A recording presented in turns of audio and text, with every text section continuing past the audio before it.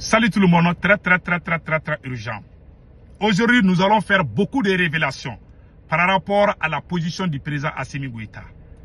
Certains disent que le président Assimi Goïta est un militaire. Oh, on ne veut plus les politiciens. On veut un militaire au pouvoir. Effectivement. Mais je vais vous expliquer quelque chose. Dans la gestion du pays, la position que Assimi Goïta occupe aujourd'hui est un poste politique. Il y a 3 postes constitutionnels que je vais vous citer.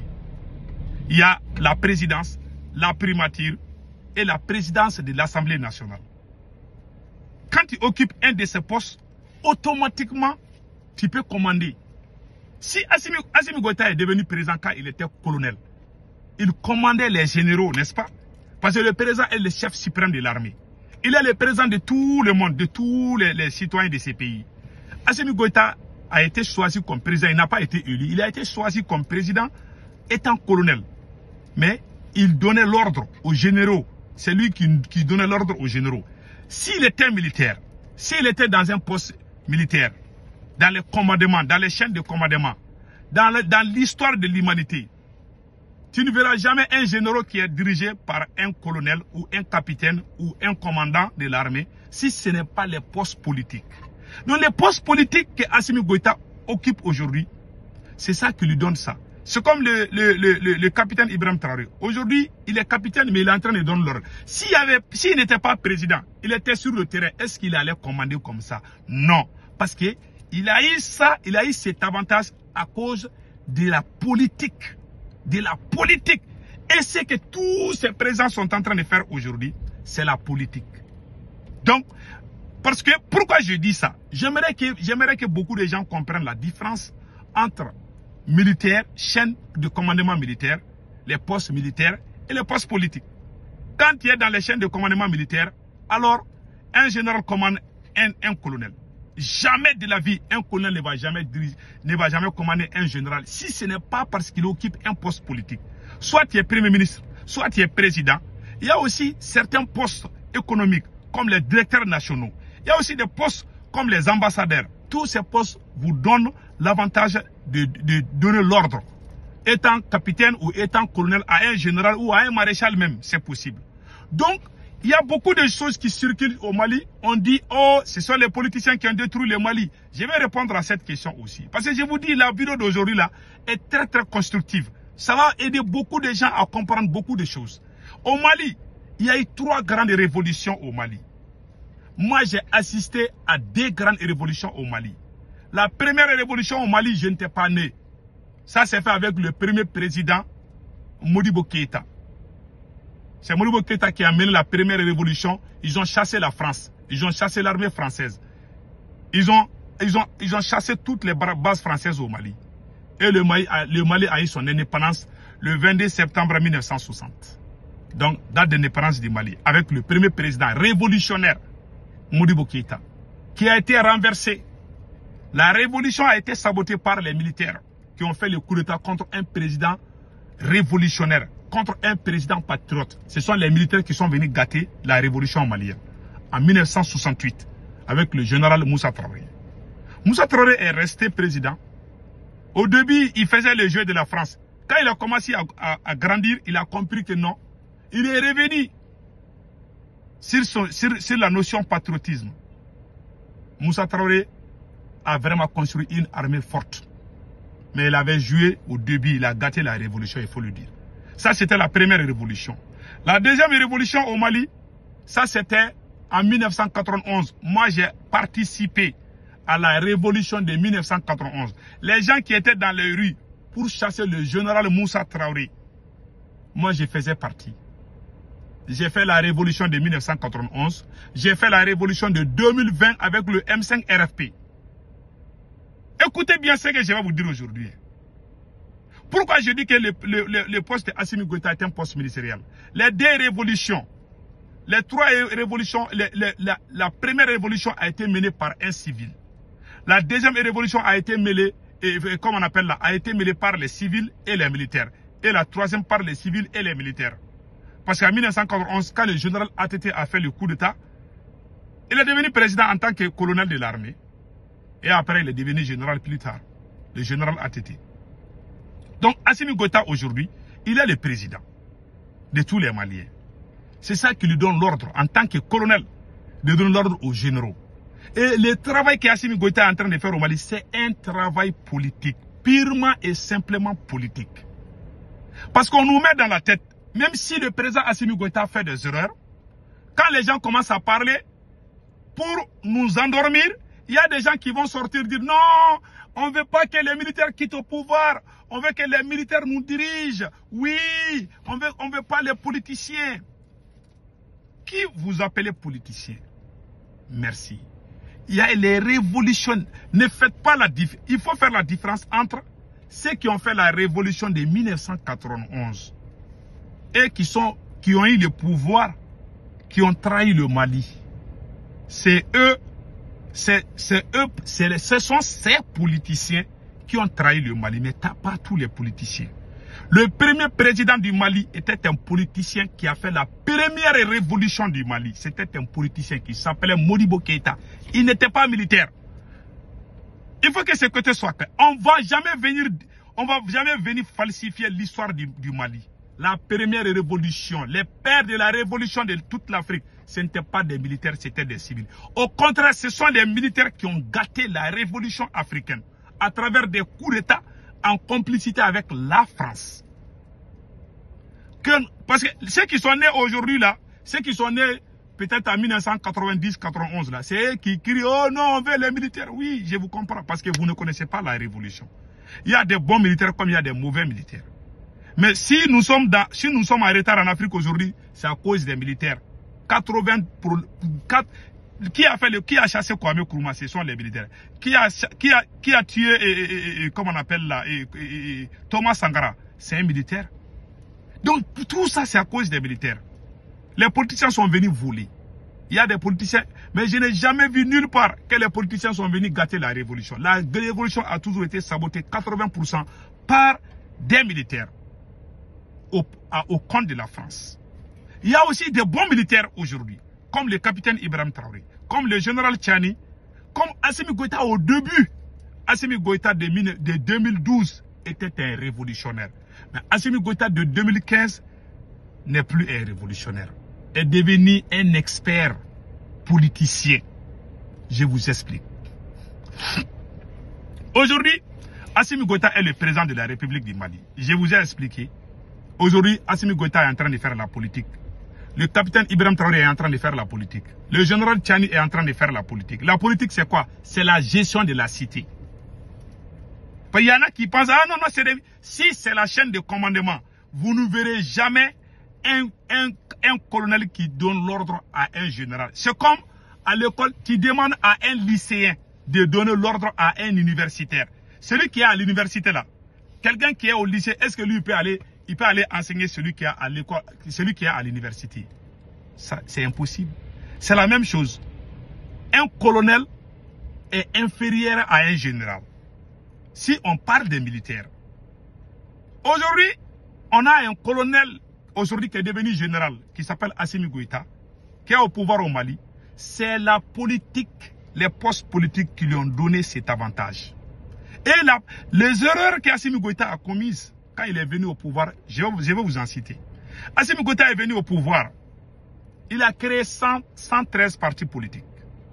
Il est politicien ou bien il n'est pas politicien. Il est politicien. Il est en train de faire la politique ou bien il n'est pas en train de faire. Il est en train de faire la politique. Les politiciens qui ont détruit le Mali, c'est les politiciens qui ont fait la révolution de 1991. Ce n'est pas eux tous. Il y a des bons. Moi, je respecte le professeur Ali Nouhou Diallo. Même s'il est un peu côté français, mais c'est un homme intègre. Professeur Ali Nouhou Diallo, l'ancien président de l'Assemblée nationale. Il était politicien, mais ce n'est pas tous les politiciens.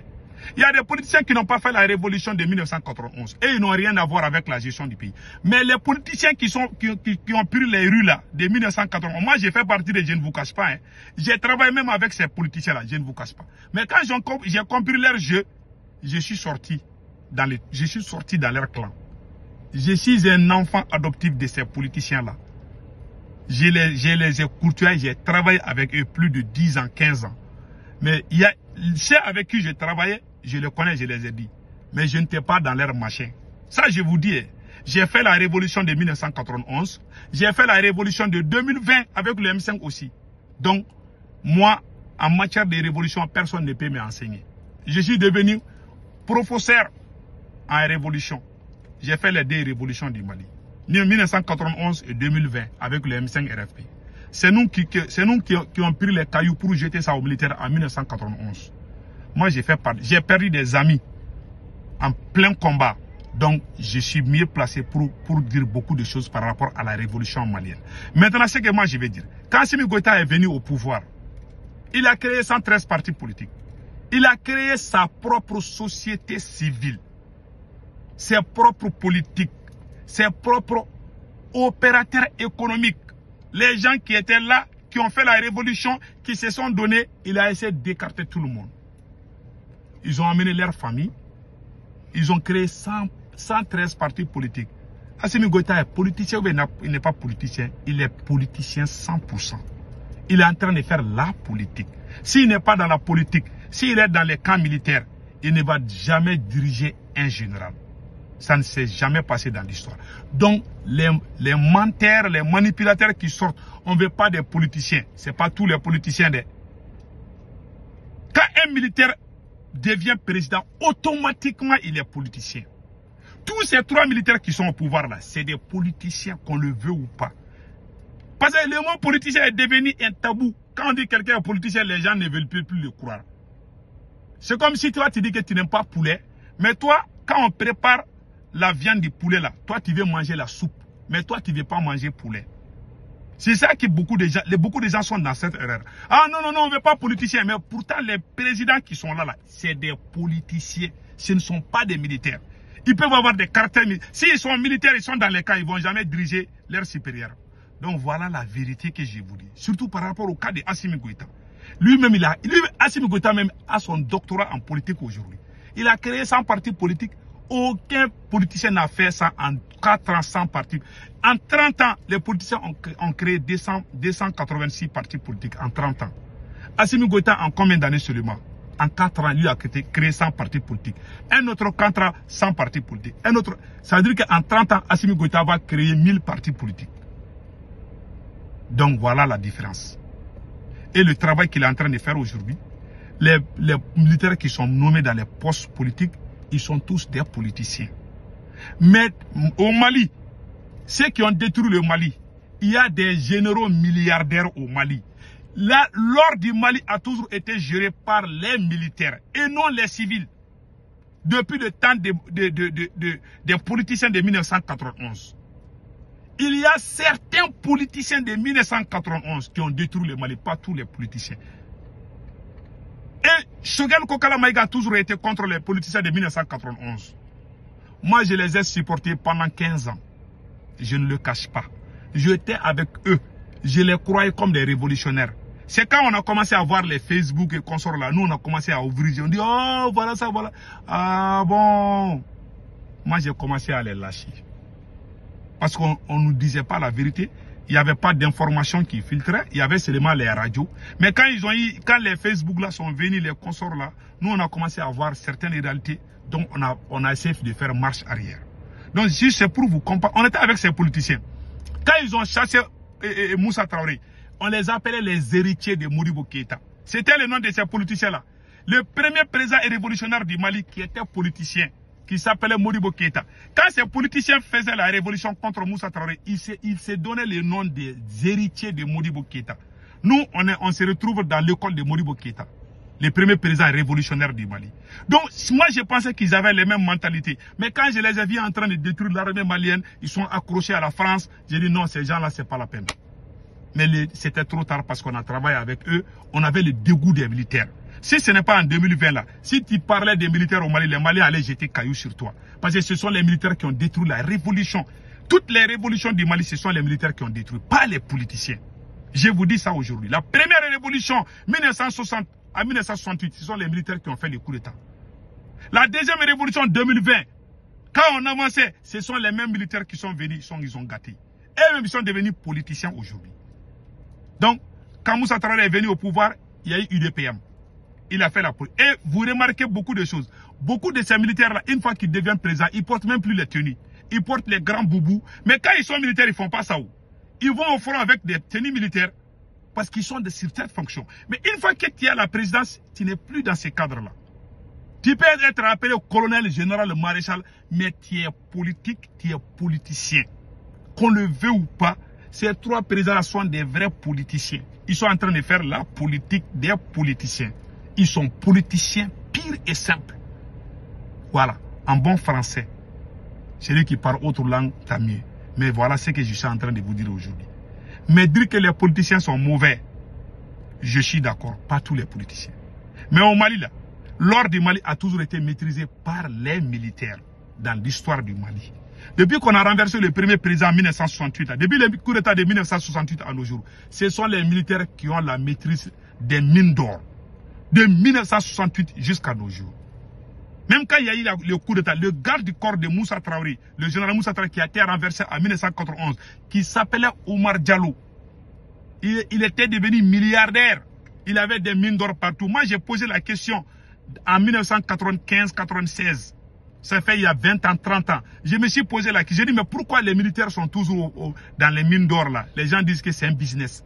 Tu vas voir au Mali des généraux qui ont plus de 30, 40 villas. Des généraux qui ont des hôtels, qui ont des étages. Des généraux qui font des commerces, qui sont des vrais commerçants, des businessmen, des opérateurs économiques. Les généraux au Mali. Il ne faut pas qu'on nous mette les poudres dans les yeux. Moi, je parle pour l'éveil de conscience, pour dire la vérité, pour qu'on arrête de mentir au peuple malien. Ça peut ne pas plaire à quelqu'un, mais personne ne peut sortir de dire que ce que Sékou Tounkara est en train de dire est faux. Ce que je dis, c'est la pire vérité. Qu'Allah le Tout-Puissant sauve l'AES. Et pire encore, ils ont amené les mensonges. Ils veulent professionnaliser le mensonge pour tromper le peuple malien. Ça, c'est pas du tout bon. Quand vous remarquez dans les administrations, surtout la primature, ces militaires-là, même Ablaye Maïgala, son père fait partie du parti Azma. Donc il y a tous ces trucs-là qui sont là au Mali. Donc ces militaires sont des politiciens au Mali. Ça c'est clair. Ils ont joué la politique et même ils sont devenus professionnels. Les plus grands voleurs ont été recrutés par ces mêmes militaires. C'est eux qui travaillent avec eux aujourd'hui. Donc ils sont politiciens. Ils sont appelés politiciens aujourd'hui. On ne les voit pas comme des militaires, mais ils sont des politiciens. Donc, c'était juste pour vous expliquer l'histoire de la révolution du Mali et le fait de dire ah, les politiciens. Le général Moussa Traoré, quand il est devenu président, il a cessé les tenues. Il a mis les tenues à côté, il portait les boubous. Il fait les postes politiques. Beaucoup de ces militaires sont comme ça. Donc, c'est pour vous expliquer. C'était ça, passez excellent week-end.